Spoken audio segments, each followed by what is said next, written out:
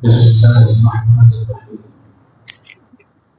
نحمده ونصلي ونسلم على نبيه ونبيه ورسوله الكريم الأمين العزيز الرحيم وعلى آله وأصحابه الطيبين الطاهرين أجمعين. أما بعد، أعوذ بالله من الشيطان الرجيم. بسم الله الرحمن الرحيم. فلما دخلوا عليه قالوا يا أيها العزيز مسنا وأهلنا الضر وجئنا من ساعة الرشد وأوفى لنا الكيل وتصدق علينا إن الله يجزي المتصدقين. صدق الله العظيم. رسول برکت کے لیے درود شریف پڑھیں. اللهم صل وسلم وبارك على سيدنا وشفيعنا وحبيبنا ومولانا محمد العالم الطيب الكرم وآله الكرام وابنه الكريم وآله وأصحابه وبارك وسلم صلی اللہ تعالیٰ علیہ وسلم. سورہ یوسف سورہ نمبر 12 پارہ نمبر 13 کی آیت نمبر 87 تک کا درس ہو چکا ہے. حسب ثابت درس اور پھر اخیر میں کچھ سوال کے جواب کر سکتے ہیں. حضرت یوسف علیہ السلام کی تدبیر اور بنیادی اپنے سگے بھائی کو روکنے کے لیے جو اللہ کی جانب سے عطا کردہ تدبیر کہ ہم نے یوسف کو یہ تدبیریں کرنے کے لیے بتایا، انہوں نے کیا اور بظاہر چوری کا سامان ان کے پاس پکڑا گیا اور پھر شریعت یعقوبی کے مطابق انہیں سامان کے بدلے میں خود کو رکھا گیا. بھائیوں نے عاجزی منتیں کی کہ کسی اور کو لے لیجیے، تو یوسف علیہ السلام نے کہا نہیں، اللہ کی پناہ، ہم تمہاری شریعت کے خلاف نہیں کر سکتے. چنانچہ پھر جب یہ اپنے والد گرامی کے پاس لوٹ کر گئے، والد گرامی نے پھر ایک بار کہا تم لوگوں نے وعدہ نہیں نبھایا، خیر صبر جمیل ہے. اور ایک اور جملہ کہا تھا کہ ان قریب اللہ تعالیٰ تم سب کو میرے پاس ضرور لائے گا، اور اس کی شکایت میں اللہ سے کرتا ہوں. جو غم اور حسن تم نے دیے ہیں وہ اللہ سے اس کی شکایت ہے. اور سو اپنے بھائی کو تلاشو، اللہ کی رحمت سے مایوس نہ ہو، اللہ کی رحمت سے مایوس کافر ہوتے ہیں. میں نے اس آیت کی تفسیر کے حوالے سے کہا تھا کہ یہ دلیل ہے کہ تم گناہ جتنے بھی کر لیں لیکن تم ابھی بھی یوسف کے بھائی موحد مومن ہو، تم مایوس نہیں. اب فلما دخلوا، پھر جب پوری اپنے والد گرامی کے یہ سب بتائے جانے کے بعد پھر جب حضرت یوسف علیہ السلام کے بھائی مصر پہنچے اور یوسف علیہ السلام کے پاس آئے، بولے یا ایھا العزیز، اے عزیز مصر، مسنا، ہم تو ڈوب گئے، ہم تو برباد ہو گئے. آج کے حساب سے ترجمہ کر رہا ہوں، ہمیں بہت تکلیف پہنچی ہے، ہم اور ہمارے اہل و عیال بالکل فاقہ کش ہو چکے ہیں، اور یہ لو کھوٹا سکہ ہے میرے پاس کچھ بچا ہوا، اب اس کے بدلے میں اگر تم پورا دے دیے. اچھا سنو، سکہ نہ دیکھو صدقہ ہی کر دو. اور یہ بھی دیکھیے ان اللہ یجزی المتصدقین، بے شک اللہ صدقہ کرنے والوں کا بدلہ ظاہر نہیں کرتا، ضرور بدلہ دیتا ہے. آپ حضرت یوسف علیہ السلام کا جملہ سنیے اور ایمان تازہ کیجیے. ابراہیم کی نسل ہے، بڑی مطلب انبیاء کرام جو بنی اسرائیل میں آئے ہیں، کیا بات ہے. اکثر انبیاء حضرت عیسیٰ علیہ السلام تمام دیکھیں تو انہی میں آئے قال هل علمتم ما فعلتم بيوسف واخيه انتم جاهلون، تمہیں معلوم بھی ہے تم نے یوسف اور ان کے بھائیوں کے ساتھ کیا کیا ہے؟ یہاں ناشنا بن کر بات کر رہے ہیں اذن تم جاہلون، تمہیں عظمت یوسف اور حقیقت یوسف نہیں معلوم، تم جاہل تھے۔ یہ بوڑھے ایک دم تم کو کیسے معلوم میں یوسف کے ساتھ کیا کیا؟ بول پڑے قالوا اینک انت یوسف، تم یوسف ہو گیا؟ ہاں 8 سال کے بعد، مطلب تقریباً 30-35 سال کے بعد حلیہ بدل گیا، نورانیت، پھر عظمت شوکت نبوت، کیا بات ہے، تم یوسف ہو۔ شان نبوت میں کہتے انا یوسف وہذا اخی، میں یوسف ہوں اور یہ میرا بھائی بنیامین۔ قد من اللہ علینا، سنو اللہ پاک نے ہم دونوں پر احسان فرمایا ہے۔ انہ من یتقی ویصبر، کیونکہ اللہ کی بارگاہ میں جو تقوی پیش کرتا ہے اور صبر پیش کرتا ہے تو اللہ نیکوکاروں کے اجر کو ضائع نہیں فرماتا ہے۔ سارے بھائی آپ بالکل پورے خون جو ہے نا پانی ہو گئے پورے جسم کے۔ قالو تاللہ لقد آثرک اللہ علینا وان کنا لخاطئین، بخدا تحقیق کہ بے شک اللہ نے ہمیں چھوڑ کر تمہیں ہی فضیلت دی ہے، تمہیں ہی فضیلت دی ہے، تمہیں ہی ترجیح دی ہے۔ وان کنا لخاطئین، وجہ یہ ہے کہ ہم خطا کرتے۔ قال، نبی کا دل دیکھیے، نبی کا دل توحید کا آئینہ ہوتا ہے۔ لا تثریب علیکم اليوم، آج تم پر کوئی ظلم و جبر نہیں ہوگا، تم نے اعتراف کر لیا، یہی بہت بڑی بات ہے۔ یغفر اللہ لکم، چاہو میں کہتا ہوں اللہ تمہیں معاف کرے۔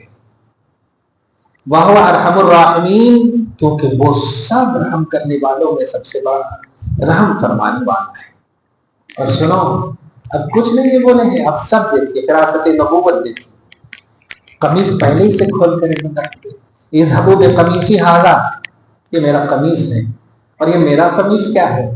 یہ انہی کا قمیص ہے جو تعویذ بنا کر دی تھی انہوں نے، اور جس کی بنیاد پر میں اس کنویں میں محفوظ رہا تھا۔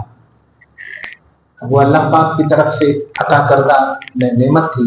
یہ میری قمیص لے جاؤ، یہ میرا جبہ لے جاؤ، فَأَلْقُوهُ عَلَى وَجْهِ أَبِي بَصِيرًا، میرے والد گرامی کے چہرے پر ڈال دینا، ان کی آنکھ آ جائے گی۔ تم نے کہا تھا نا روتے روتے ان کی بینائی چلی گئی، آنکھ چلی گئی ہے۔ پھر سب مل کر میرے پاس آنا، وَأْتُونِي بِأَهْلِكُمْ أَجْمَعِينَ، پھر سب مل کر میرے پاس آنا۔ چنانچہ چلے سارے بھائی۔ وَلَمَّا فَصَلَتِ الْعِيرُ، جب قافلہ جدا ہوا، قَالَ أَبُوهُمْ، لوگ کہتے ہیں کہ دور و نزدیک سے کا ڈیوائڈ کرتے ہیں کہ نبی کیا نہیں سن سکتے، یہاں سے وہاں سے، ذرا سنیے۔ ان کے والد گرامی بھی دور ہیں، بھائی لوگ کہہ رہے ہیں انی لأجد ریح یوسف، میں یوسف کی خوشبو سونگھ رہا، مجھے یوسف کی خوشبو آ رہی۔ اچھا ان بھائیوں کے ساتھ یوسف نہیں آئے تھے؟ یہ کہاں دیہات میں ہے، وہ کہاں مصر میں ہے؟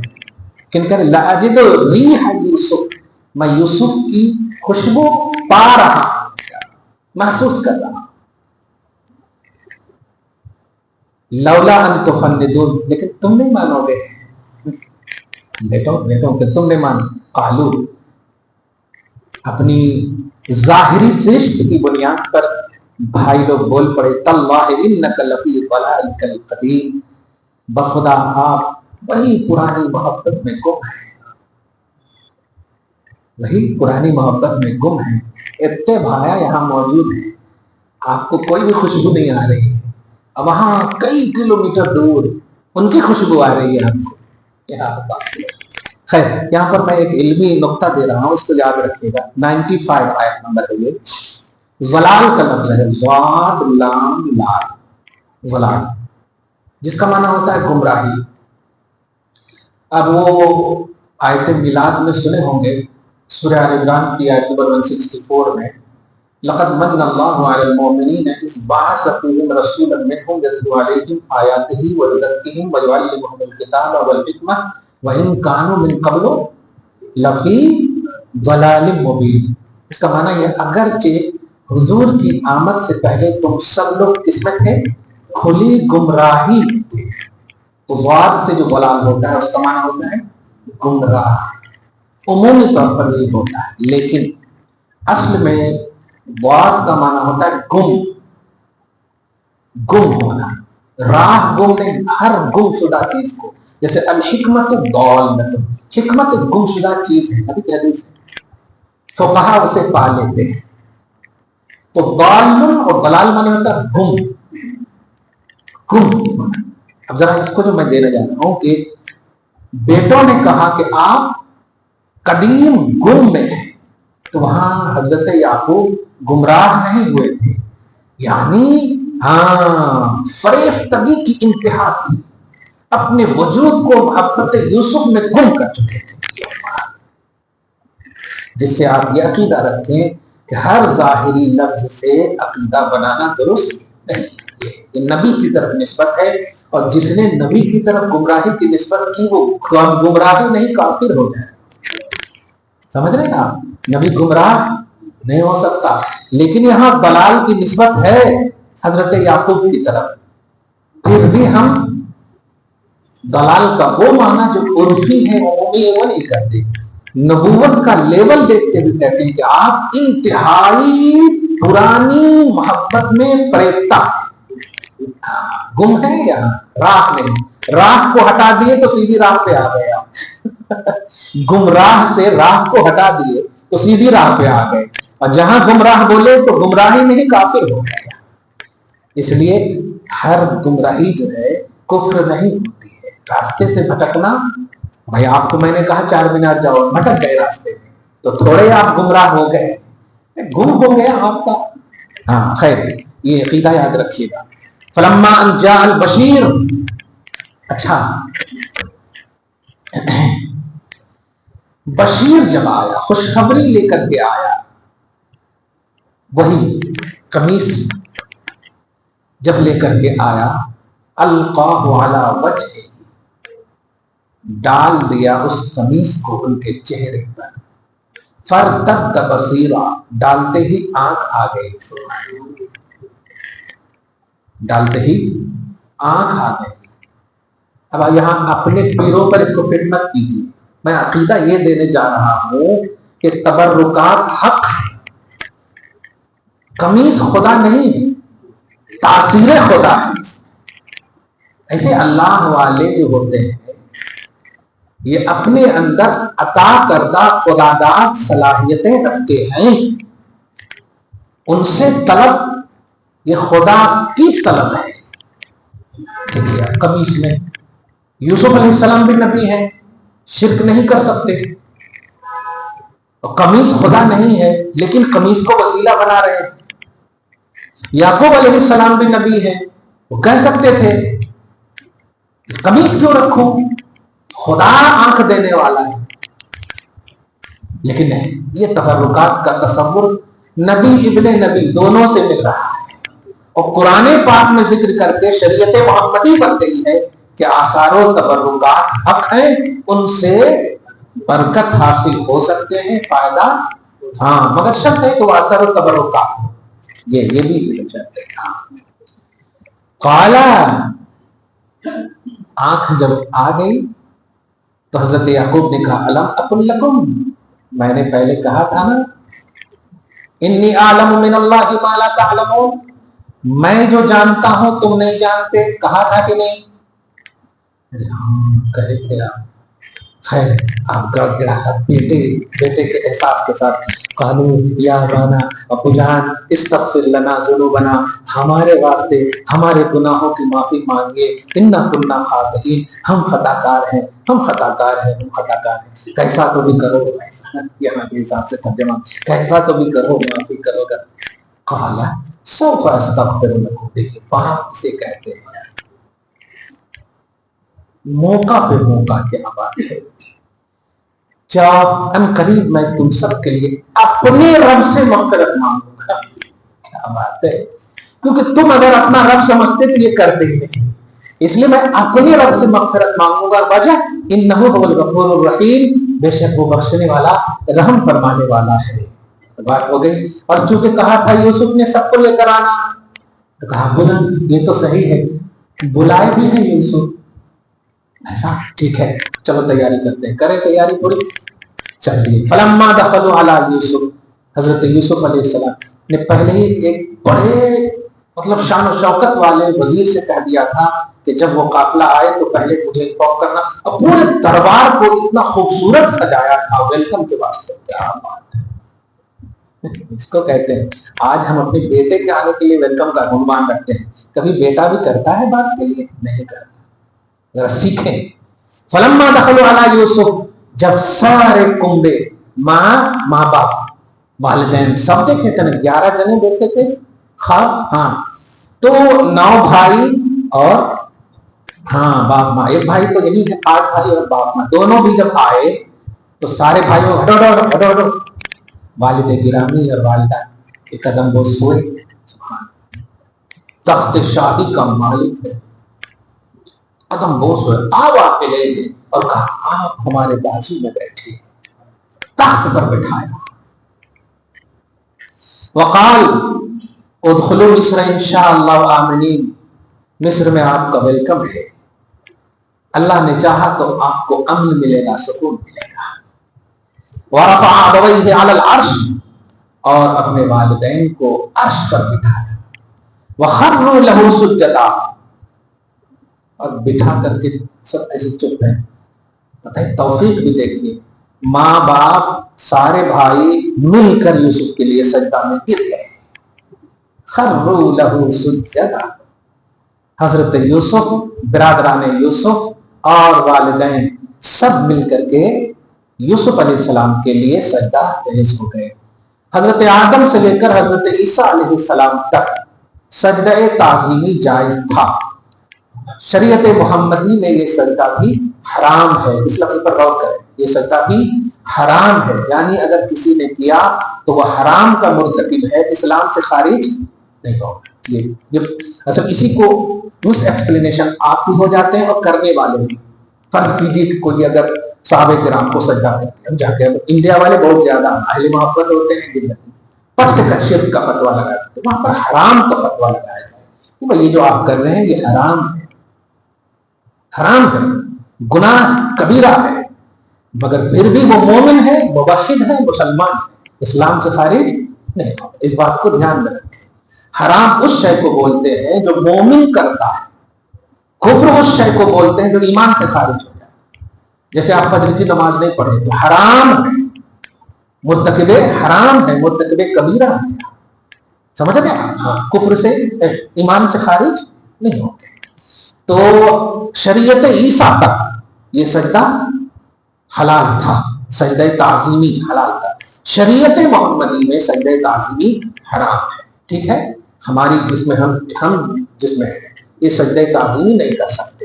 اور سجدہ تعبد، ایک سجدہ ہوتا ہے تعبد یعنی عبادت کا سجدہ، یہ کسی بھی شریعت میں جائز نہیں تھا۔ عبادت کا سجدہ جیسے آپ پورے 6-7 شرائط ہیں، 2 ہاتھ کے 2 گھٹنے، پھر پاؤں، پھر پیشانی، کل 7۔ نبی فرماتے امرت ان اسجد لسبعۃ اعظم، میں حکم دیا گیا کہ میں 7 ہڈیوں پر سجدہ کروں، تو سجدہ کے لیے 7 حصوں کا لگنا زمین پر ضروری ہے۔ تو یہ سجدہ تعبدی اس کو بولتے ہیں، تے عین بے دال یا تعبدی یعنی عبادت کا سجدہ، یہ کسی بھی مخلوق کے لیے جائز نہیں، یہاں تک کہ نبی علیہ الصلوۃ والسلام کو चरित परिंद जब सजदा कर रहे थे तो सहाबा ने अर्ज किया था, नहनो आपको नस्जिद या रसूलल्लाह, या रसूलल्लाह हम ज्यादा हकदार हैं, अक्लमंद हैं हम, वो बेअक्ल आपको सजदा कर रहे हैं। तो आपने वहां मना फरमाया कि अगर सजदा किसी को हलाल होता तो मैं बीवी को हुक्म देता कि शौहरों को सजदा करें। ये लफ्ज अगर बता रहा है कि वहां भी मना है, वहां भी मना है, समझ रहे ना। और इसी हुक्म रसूल की बुनियाद पर कुछ लोग शौहर को मजाजी खुदा का उन्वान भी देते हैं, हालांकि ऐसा नहीं कहना चाहिए क्योंकि खुदा एक ही है, वो हकीकी मजाजी का वहां डिवाइड ही नहीं, खुदा सिर्फ एक है। तो सजदे ताबुदी ये हराम कतई मुकम्मल यानी कुफ्र है, और सजदे ताज़ीमी ये हराम है। और इसी सिलसिले में एक अहम बात जो उन्वानी बात है कि उसको वाज़ेह कर देना जरूरी है। मुझे अच्छे से याद है कि मानवी एक जगह है रायचूर के पास, वो गुलशन रजवी में जब मैं पढ़ाता था तो वहां से एक बड़ा मुनाजरा हो गया था, तो ऐसे सजदे ही पर गुफ्तगू हुई थी। तो मैंने जब इल्मी डिवाइड किया था तो आज भी अल्हम्दुलिल्लाह वो सैयद साहब पहले जमात के थे, अब आज भी फोन करते हैं अल्हम्दुलिल्लाह, बहुत के सुननी है माशाल्लाह, अब अहले अकीदत हो चुके हैं। मैंने कहा था कि सजदा एक होता है को और एक होता है के लिए। अब इसको अरबी में मैं बोलूं, एक है मसजूद लहू, मसजूद लहू यानी जिसके लिए सजदा कर रहे हैं, सही है, जिसके लिए सजदा कर रहे हैं उसको अरबी में बोलते हैं मसजूद लहू, समझ रहे हैं। हाँ, और एक होता है मसजूद इलैह जिसकी तरफ सजदा कर रहे हैं। जैसे आप काबा की तरफ सजदा करते हैं, सही है कि नहीं, मुंह मेरा काबा शरीफ की तरफ, इधर उधर सजदा नहीं कर सकते, आपका पॉइंट किधर होना चाहिए, काबा। हाँ, तो मुंह मेरा काबा शरीफ की तरफ, तो काबा मसजूद लहू और खुदा मसजूद, काबा मसजूद इलैह है, तुम काबा मसजूद इलैह है और अल्लाह मसजूद लहू है, समझ रहे ना। तो गोया सजदा की दो तरह हो गई, एक तो किसी को सजदा करना और एक है किसी की तरफ सजदा करना। मैं इसी से जो लोग कहते हैं कि वो दरगाह वगैरह में जो सजदा करते हैं, ध्यान दीजिएगा, तो नहीं करना चाहिए। यहाँ पर उसको इल्मी तौर पर आप समझाइए कि दरगाह में सजदा करते हैं, अगर वो किबला की तरफ है तब तो कोई हर्ज ही नहीं है, क्योंकि दरगाह को सजदा करना ये तो शिर्क हो सकता है, हराम हो सकता है, लेकिन सजदा अगर किबला बन गया है ना, दरगाह है, अब नमाज जैसे मस्जिद है, ठीक है, और मस्जिद के आगे बहुत सारी कब्रें दरगाह सब रहते हैं, तो अब उसकी वजह से हम उस तरफ अगर चेहरा करके साफ जाइए ना, मस्जिद नबवी ही में जाइए, पीछे वाले जब नमाज पढ़ते होंगे तो मस्जिद नबवी आ गया ना सामने, असहाबे सुफ़ा के पास जब आप पढ़ेंगे नमाज तो मस्जिद नबवी आ गया कि नहीं सामने, बिल्कुल आ गया। हाँ, तो ये मस्जूद इलैह तो हो सकता है, मगर वो खास वो भी मस्जिद इलैह नहीं है, मस्जिद इलैह काबा है। दुनिया के किसी कोने में भी रहे आपको यही कहना पड़ेगा कि मस्जिद इलैह काबा है, मुतवज्जहन इला जिहतिल काबा, यानी हम काबा की तरफ तवज्जो करते, मुंह मेरा काबा शरीफ की तरफ, सही है। तो किसी की तरफ सजदा करना, किसी से मुराद काबा, ये हराम नहीं, ध्यान दीजिएगा, ये हराम नहीं, किसी को सजदा करना अल्लाह के अलावा ये हराम है। मैं बात जो कहने जा रहा हूं वो ये है कि कहीं भी आप दरगाह वगैरह में, आप खुद जैसे दरगाह में आप फर्ज कीजिए, और दरगाह की बहुत सारी जगह रहती है, अब नमाज का वक्त हो गया, अब अपने नियत मान लो, अब दरगाह सामने है तो रहे, उसमें क्या है, लेकिन आप तो कहें मुंह मेरा काबा शरीफ की तरफ अल्लाह अकबर, अब मुंह मेरा दरगाह की तरफ, ऐसा तो नहीं बोलते आप, समझ रहे ना। हाँ, तो अगर दरगाह भी, कब्र भी, आस्ताना भी टू का उन्वान रखे तो हराम नहीं है, ये बात ध्यान में रखिएगा, क्योंकि टू सिर्फ काबा है, सामने कोई भी आ जाए इसमें कोई हर्ज नहीं। अब देखिए ना, आप कहते ताबे इमाम के, लेकिन पिछली सफ वाले 5 सफ उसके आगे रहते हैं, फिर भी आप कह रहे हैं ताबे इमाम, अपने सामने वाले के ताबे हैं आप, फिर वो आपके ताबे हैं, जबकि 3-4 के ताबे हैं आप लास्ट में, सही है कि नहीं, लेकिन आपकी नियत है ताबे इमाम की। इंडिया में है मुतवज्जिहन जिहतिल काबा। मैं कहने ये जा रहा हूं कि हर सामने जिसको सजदा, जिसकी तरफ सजदा हो रहा है, फौरन फतवे न लगाए जाए। सजदा करने वाला अगर इंडिया के कोने में रहकर काबा को किबला बना रहा है اور خدا کے لیے سجدہ کر رہا ہے تو وہ پکا نمازی ہے، پکا عبادت گزار ہے، وہ مشرک نہیں ہے۔ اور اگر آپ کعبہ میں رہ کر کے کعبہ کو مسجد الیہ نہ بنائے اور خدا کو مسجد لہو نہ بنائے تو نزدیک رہ کر کے آپ مشرک ہیں۔ آپ سمجھ رہے ہیں اس بات کو؟ تو مسجود لہو اور مسجود الیہ، اب یہ جو جملہ کہنے جا رہا ہوں کہ مسجود الیہ دنیا ہو سکتی ہے، مسجود لہو صرف خدا ہے۔ مسجود الیہ دنیا ہو سکتی ہے۔ آپ ایک اور مثال لیجیے، آپ جنگل میں ہیں، ٹھیک ہے، اب آپ کا دماغ کہہ رہا ہے کہ ادھر کعبہ ہے، آپ کا دماغ، اس کو عربی میں تحری بولتے ہیں، ٹرین پہ ہے، آپ بھول گئے کہیں بھی، اب کہہ رہا ہے کہ آپ کا دماغ یہ، تو اگر پرسنٹیج کہہ رہا ہے آپ کا زیادہ کہ اسی کی طرف ہے تو آپ نماز پڑھ لیجیے۔ اب پیچھے سے آنے والے ایک عالم نے کہا ارے نہیں اس طرف نہیں ہے، اس طرف نہیں ہے، ادھر ہے، تو آپ ادھر ہو گئے، وہ چلے گئے۔ تیسرے نے آ کر کہا کہ وہ ادھر نہیں ہے، 4 رکعت میں آپ نے چاروں طرف اگر نماز پڑھ لی تو آپ کی نماز ہو گئی، آپ کی نماز ہو گئی۔ آپ سمجھ رہے ہیں اس کو؟ کیوں؟ اس لیے کہ آپ نے مسجود الیہ کعبہ کو ہی بنایا ہے، بس آپ کا جو خیال، آپ کی رائے، آپ کا ارادہ بدلتا چلا گیا کہ نہیں ایسا نہیں ہو سکتا، ایسا نہیں ہو سکتا، ایسا نہیں ہوتا، چاروں بغل آپ نے پڑھ لیا تو آپ کی نماز ہو گئی۔ کیوں؟ مسجود الیہ سب ہو سکتے ہیں، مسجود لہو صرف خدا ہے۔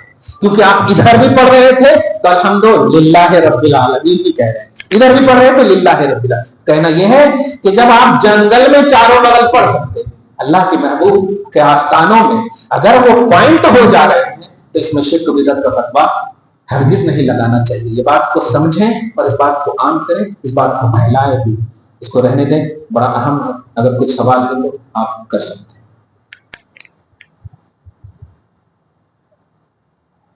نہیں ملیں گے یہ موقع ہے؟ جی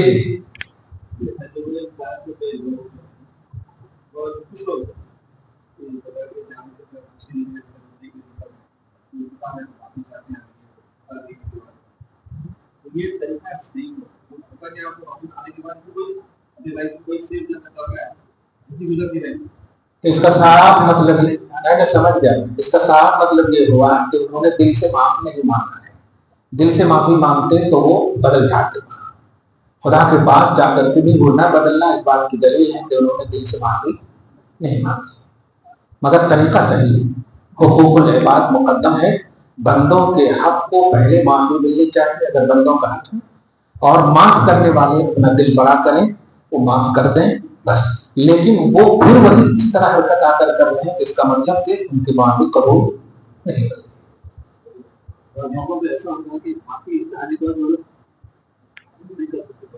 جی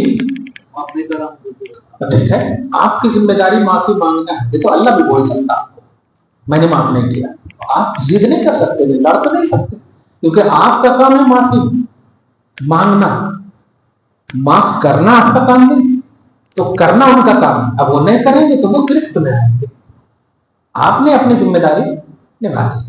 جی اب نماز آپ نے پڑھ لی، اب قبول کرنا اس کا کام ہے، اب نہیں کرے تو آپ لڑ کے تو نہیں قبول کروا سکتے، کلیئر بات۔ تو ایسے بندوں کا حق ہے، معافی آپ مانگیں، یہ آپ کی ذمہ داری ہے، اور معاف کرنا یہ ان کا ان کی ذمہ داری۔ جی